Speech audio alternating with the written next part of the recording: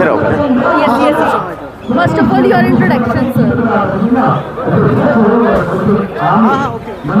जी, मेरा नाम हिजम राजन है। मैं आज ये जो प्रोटेस्ट जो है हमारा पूरा वर्ल्ड वाइड में करीब 25 कंट्री में आज जो मणिपुर में जो पिछले 7-8 महीने से जो अनरेस्ट जो एक दंगा फसाद एक शांति लाना चाहिए था मणिपुर में, वो ला नहीं पा रहा। उसकी वजह से हम भारत सरकार से हम अपील कर रहे हैं कि मणिपुर में शांति ना आने का वजह क्या है। हम नरेंद्र मोदी जी को देवतुल्य मानते हैं, पूरा विश्व में उनके डंका बज रहा है, लेकिन छोटा सा मणिपुर 22 लाख 23 लाख 32 लाख की पॉपुलेशन का मणिपुर पिछले 8 महीने से 7 महीने से लोगों की जो है जीना मुश्किल हो गए। देखिए, जिस बच्चे के हाथ में खाता कलम होना चाहिए था, उनके हाथ में बंदूक है। मजबूरी है उनको डिफेंसिव मैकेनिज्म में वो हथियार उठाने में मजबूर हो गए। दोषी आप किसको मानते हैं, कौन है इसके दोषी? मैं भी तो यही पूछना चाहता हूँ भारत सरकार को। मैं देवतुल्य नरेंद्र मोदी जी, अमित शाह जी से पूछना चाहता हूँ, कारण क्या है यहाँ पर? कारण क्या है मणिपुर में छोटे से 32 लाख की पॉपुलेशन वाले स्टेट में ये जो है शांति ना ला पाना? एक प्रश्न उठता है उनके ऊपर। संसद में भी ये मुद्दा उठा, संसद में मंत्री जी ने उठाया। नरेंद्र मोदी जी सामने आकर के, अभी तो पार्लियामेंट सेशन चल रहा है, विंटर सेशन चल रहा है, आखिरी सेशन है ये, आखिरी सेशन है, इसी हफ्ते ख़त्म हो जाएगा। तो नरेंद्र मोदी जी, अमित शाह जी हाउस में आकर के संसद में जो है उसको जवाब देना चाहिए। मैं नाकामयाब क्यों है?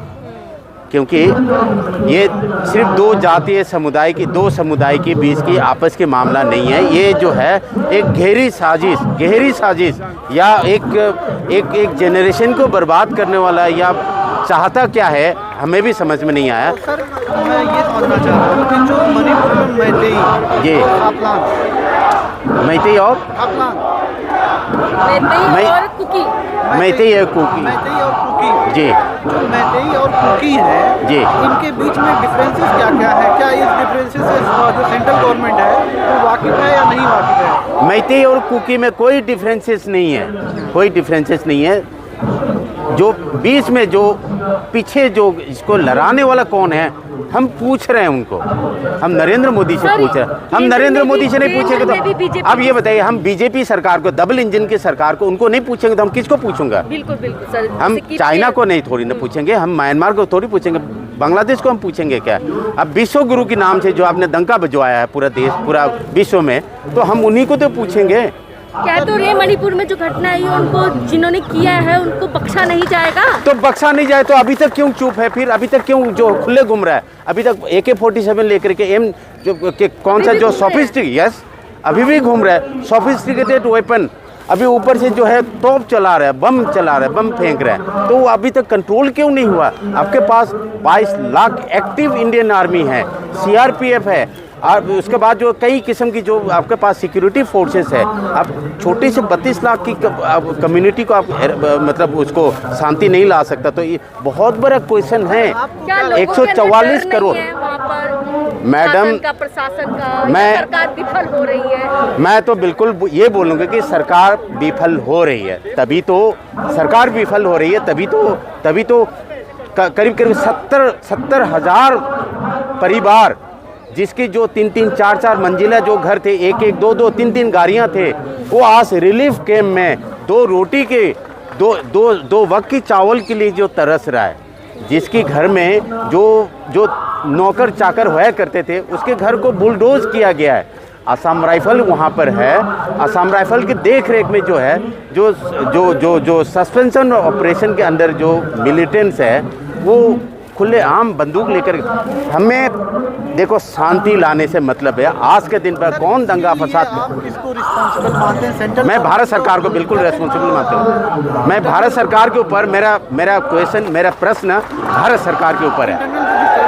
मणिपुर के अपने जो प्रॉब्लम्स हैं वो जिम्मेदार नहीं है, मतलब आपके हिसाब से सेंट्रल गवर्नमेंट जिम्मेदार है, मणिपुर की जो डिस्टर्बेंस है वो जिम्मेदार नहीं है? मणिपुर चीफ मिनिस्टर का हाथ में कुछ नहीं है, सेंट्रल गवर्नमेंट ने कुलदीप सिंह जो सिक्योरिटी एडवाइज़र अपॉइंट किया हुआ है, ठीक है जी, सिक्योरिटी के जिम्मा इनके पास है, होम के जिम्मा इनके पास है। और सो सपा जो लगा हुआ है मणिपुर में, उसको लेकर आम कितना चिंतित हैं? ये होना चाहिए, नहीं होना चाहिए? आप सपा मतलब लगना चाहिए, नहीं लगना चाहिए? नहीं, आप ये बताइए, बंदूक से कौन सा हल आता है बताओ?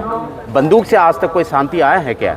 हम चाहते कि भाई एक म्यूचुअल अंडरस्टैंडिंग, भारत सरकार को टेबल अपने दरवाज़ा खोलना चाहिए, आओ तुम कुकी तुम भी आओ। सर, ये लड़ाई की जड़ क्या लगता है किसी घुसपैठियों द्वारा कराई गई है? मैं क्योंकि मणिपुर में जिस तरीके से पहले एकता का माहौल था, उसमें किसी ने तिल्ली फेंकी है, ऐसा कहीं आपको हम लग रहा यही है? पूछ रहे हैं, इन पागल के हाथ में माचिस किसने दी? इन पागल के हाथ में माचिस किसने दी? केरोसिन किसने दी? आग में घी किसने डाले? ये भारत सरकार से हम प्रश्न पूछ रहे हैं। डबल इंजन की तमाम सरकार, एजेंसियां इसका पता नहीं लगा पा रही। आपका पास आईबी, रो, intelligence, Assam rifle, active 25 lakh फौज, Indian army, one of the third जो strongest army in the world माना जाता है। विश्व में तीसरा सबसे शक्तिशाली इंडियन आर्मी माना जाता है। क्या दिल्ली और गाजियाबाद की इतनी एरिया में है पूरा मणिपुर, ठीक है ना?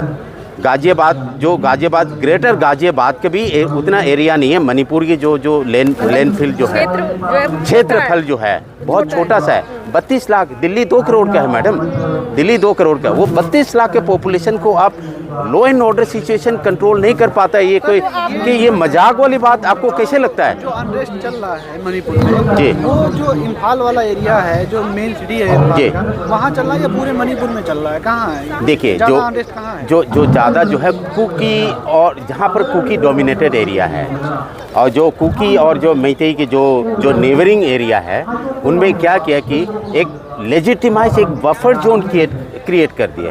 अब ये बताइए, एक कंट्री के अंदर जो बफर जोन क्रिएट करना, ये क्या जायज़ है? आपने कभी सुना है भारत के अंदर कोई आपने दिल्ली में जो दंगा फसाद हुआ था, आपने कभी देखा है क्या मुसलमान और हिंदू जो एरिया में कभी बफर जोन क्रिएट करते हुए देखा आपने? नहीं है। लेकिन ये किसी साजिश के तहत अब भारत सरकार ने भी जो लेजिटिमाइज किया हुआ है कि बफर जोन है। तो हम प्रश्न इसलिए फिर पूछते हैं कि भारत सरकार को, अमित शाह को हम फिर पूछते हैं, सिक्योरिटी का जो जिम्मा जो है अमित शाह के पास है। कुलदीप सिंह जो है डायरेक्ट रिपोर्ट करता है अमित शाह को।